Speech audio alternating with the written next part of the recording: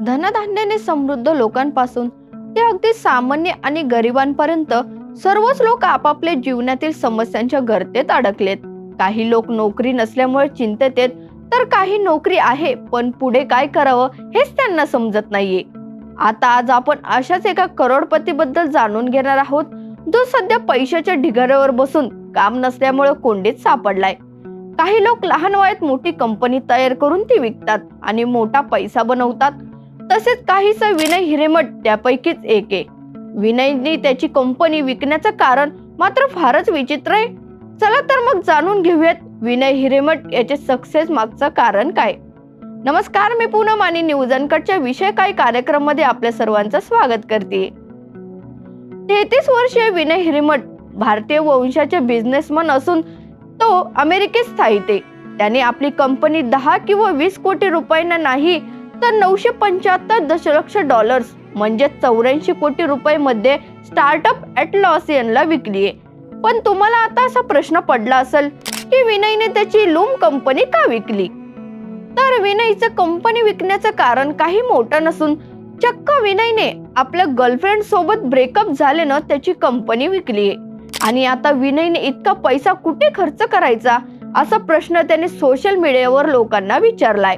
आपली कंपनी विकून विनय रातोरात करोडपती झाला. पण आता विनयने एक ब्लॉग लिहिलाय आणि त्याच्या आयुष्यात होत असलेल्या बदलांची सविस्तर माहिती दिलीये.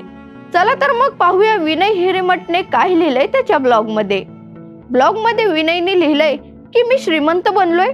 आता मी आयुष्यात काय करावं हे समजत नाहीये, कारण मागील वर्ष माझ्यासाठी खूप कठीण होतं. गेल्या वर्षी कंपनी विकल्यानंतर आता मला पुन्हा कधीही काम करण्याची गरज नाही. अशा विचित्र परिस्थितीत मी सापडलोय. मला प्रत्येक गोष्टीत काहीतरी नवीन वाटतं पण प्रेरणादायी नाही. मी आधीच इतके पैसे कमवलेत की त्या पैशाचं काय करावं हेच मला कळत नाहीये. विनयने ब्लॉग मध्ये पुढे आपल्या गर्लफ्रेंड बद्दलही लिहिलंय. माझ्या गर्लफ्रेंड सोबत माझे 2 वर्षांपासून अतिशय चांगले संबंध होते, पण असुरक्षिततेमुळे तिच्याशी संबंध तोडावा लागला. ते खूप दुःखदायी होतं, पण घेतलेला निर्णय मात्र योग्य होता. विनयने ब्लॉग मध्ये आपल्या मैत्रिणीची माफी देखील मागितली. त्याने आपल्या गर्लफ्रेंडसाठी असे लिहिलंय की प्रत्येक गोष्टींसाठी धन्यवाद. मला माफ कर की तुला जसं हवं होतं ते मी बनू शकलो नाही.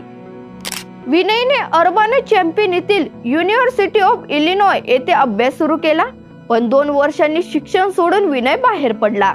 यानंतर तो कॅलिफोर्नियातील पालो अल्टो येथे गेला, जिथे स्टार्टअप मध्ये करिअर करण्याचं विनयने स्वप्न पाहिलं. सुरुवातीला विनयने सिलिकॉन व्हॅली मधील बॅकप्लेन या स्टार्टअप मध्ये सॉफ्टवेअर इंजिनियर म्हणून काम केलं, जिथे त्याची थेट शाहिद खानशी ओळख झाली. त्यावेळी इंटर्न होता आणि नंतर दोघांनी लूम कंपनीची देखील स्थापना केली.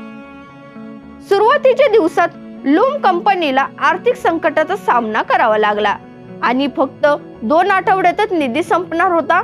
या कठीण काळात विनय हिरेमठ यांनी आपल्या क्रेडिट कार्डचा पुरेपूर वापर करून कंपनीला वाचवलं. लूमचे सहसंस्थापक आणि माजी CTO म्हणून त्यांनी 200 दशलक्ष डॉलर्स उभे केले आणि त्याच्या नेतृत्वाखाली लूमच्या वापरकर्त्यांची संख्या 2 कोटींहून अधिक झाली.